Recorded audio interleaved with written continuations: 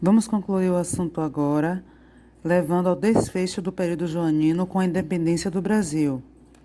Bom, a independência do Brasil foi declarada no dia 7 de setembro de 1822, e com ela, o Brasil determinou o fim do laço colonial que existia com Portugal, declarando-se uma nação independente. A independência do Brasil foi resultado de várias transformações que o país enfrentou ao longo do período joanino e teve como grandes nomes Pedro de Alcântara e José Bonifácio.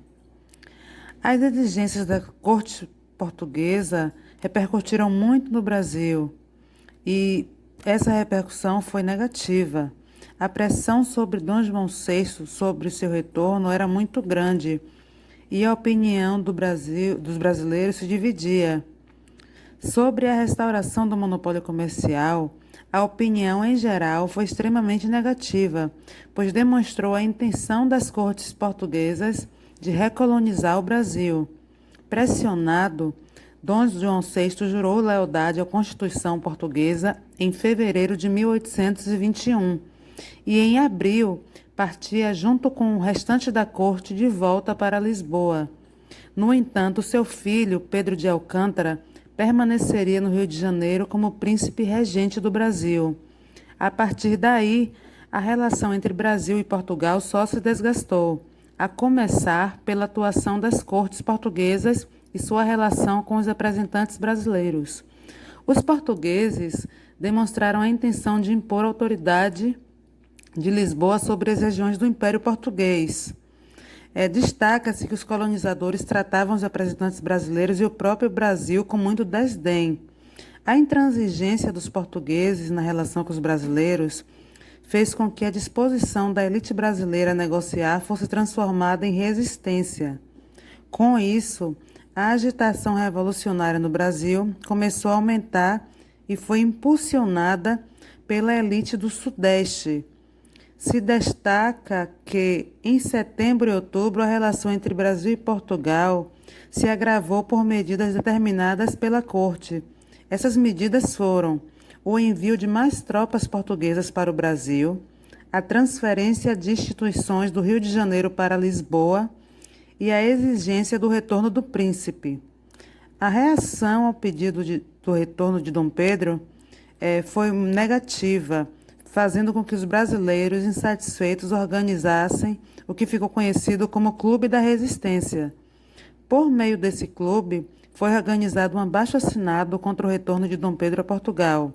O príncipe regente recebeu esse documento com 8.000 assinaturas em janeiro de 1822.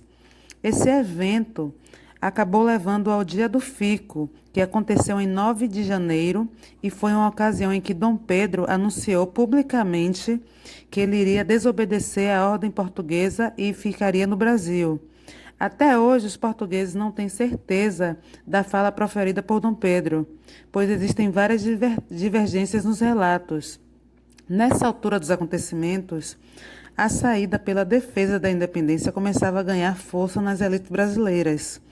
Embora ainda fosse do desejo de muitos encontrar um caminho que conciliasse os interesses entre Brasil e Portugal, a atuação das cortes acabou por selar o caminho da independência e conseguiu unificar a maioria das províncias brasileiras pela independência. Em maio de 1822, ficou decidido que as ordens enviadas para Portugal só teriam validade no Brasil por meio de aprovação pessoal de Dom Pedro. Isso ficou conhecido como Cumpra-se.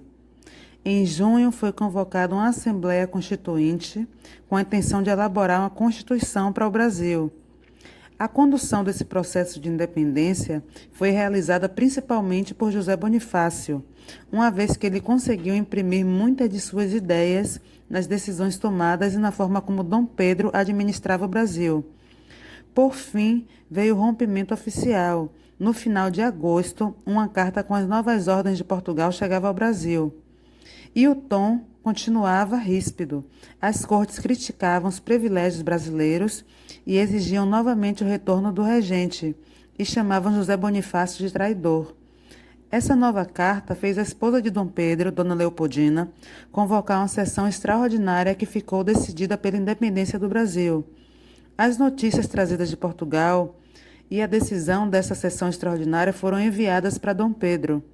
O regente estava em viagem para São Paulo e o mensageiro, chamado de Paulo Bregaro, alcançou a comitiva do regente em 7 de setembro de 22, às margens do rio Ipiranga.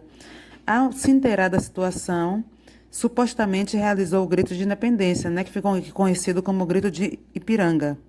Esse acontecimento é considerado como o marco da independência brasileira, e a partir daí foi iniciada a Guerra de Independência, pois algumas províncias optaram por manter lealdade a Portugal.